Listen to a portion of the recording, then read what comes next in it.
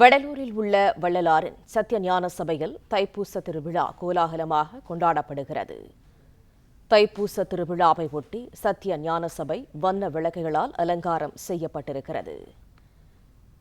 சத்திய ஞான சபையில் 7 திரைகளை நீக்கி ஞான ஜோதி தரிசனம் செய்யப்படுகிறது. காட்சிகளை நாம் பார்த்து வருகிறோம். கடலூர் மாவட்டம் வடலூரில் வள்ளலாரின் சத்திய ஞான சபையில் தைப்பூச திருவிழாவானது சிறப்பு பூஜைகளுடன் நடைபெறுகிறது. தைப்பூச திருவிழாவில் பங்கேற்க ஏராளமானவர்கள் வடலூரில் திரண்டுள்ளனர். வடலூரில் உள்ள வள்ளலாரின் சத்திய ஞான சபையில் தைப்பூச திருவிழா கோலாகலமாக நடைபெற்று வருகிறது.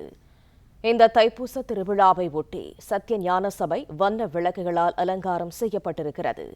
சத்திய ஞான சபையில் 7 திரைகளை நீக்கி ஞானஜோதி தரிசனமானது நடைபெற்றது.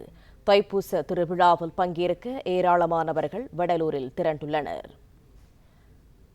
கூடுதல் தகவல்களை தருகிறார் எமது செய்தியாளர் லெஸ்ஸி ராஜா. லெஸ்ஸி ராஜா, முழு விவரங்கள் என்ன?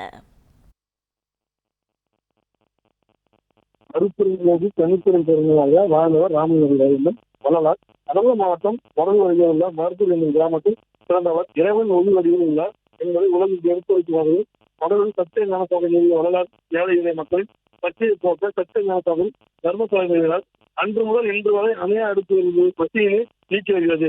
இன்று வடலூருக்கு வள்ளலார் நிறுவிய சத்திய ஞான சபையில் 155ஆம் ஆண்டு தைப்பூச நடைபெற்றது.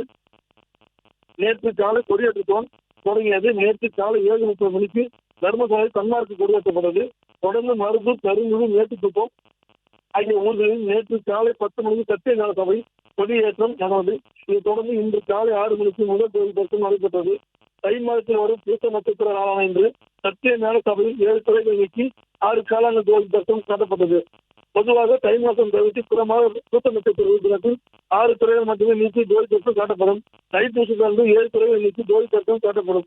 கண்ணாடி கதவுகளில் கருப்பு துறை என்பது மாயசக்தி, நீலத்துறை, நீலசக்தி, பச்சை துறை, பராசக்தி, சிவப்பு துறை, ஈட்டு சக்தி, பொன்னோணத்துறை, ஞானசக்தி, வெண்ணெய் துறை, ஆதிசக்தி, கலப்பு துறை, சிற்சக்தி என கருமை, நீலம், பசுமை, சிவப்பு, வெண்மை, கலப்பு என ஒன்றுக்கொன்று நிற அடர்த்தி தொடர்ந்து வரும் 7 துறைகளாக ஜோதி தரிசனம் அருப்பெருஞ்சோதி தனித்துறை கருணை, அருப்பெருஞ்சோதி தனித்துறை என வாசித்துடன் பக்தர்கள் பக்தி பலத்துடன் தரிசனம் செய்தனர். தமிழக மாவட்டம் மட்டுமல்லாமல் தமிழகத்தில் பல்வேறு பகுதிகளில் அதேபோல் உலகில் பல்வேறு வெளிநாடுகளிலும் இதன் பக்தர்கள் நேற்று இரவு முதலே கடலில் தங்கி இன்று அதிகாலை முதல் தரிசனம் செய்து தரிசனம் செய்தனர். தொடர்ந்து காலை 10 மணி முதல் 1 மணி, மாலை 7 மணி 1 லட்சத்திற்கும் மேற்பட்டவர் சாமி தரிசனம் செய்வார்கள் என அறநிலையத்துறை தகவல் தெரிவித்துள்ளது. அதன் பிறகு இரவு 10 மணி, நாளை காலை 5:30 மணிக்கு ஆகிய நேரங்களில் 7 துறைகளுக்கு ஜோதி தரிசனம் நடைபெறும். கடலூர் தைப்பூச விழாவுக்கு குற்றவாளிகள் தடுக்கவும், போக்குவரத்து சீர் செய்யவும் கூட்டத்துடன் 1700 போலீசார் சுழற்சிகளில் பணியாற்றியுள்ளனர். 10 கண்காணிப்பு கோபுரங்கள் அமைக்கப்பட்டுள்ளன. 150 கண்காணிப்பு கேமராக்கள் பொருத்தப்பட்டுள்ள. அன்னதானம் வழங்கும் போதும் உணவு பாதுகாப்பு துறையிடம் உரிமம் பெற்று உணவு வழங்க வேண்டும்.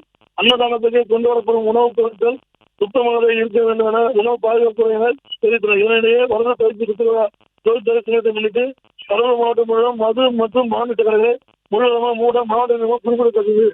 கடலூர் மாவட்டம் வடலூரில் வள்ளலாரின் சத்திய ஞான சபையில் தைப்பூச திருவிழா சிறப்பு பூஜைகளுடன் நடைபெறுகிறது.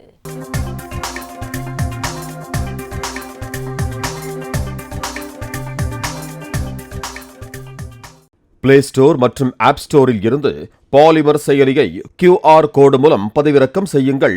செய்திகளை உடனுக்குடன் பெறுங்கள்.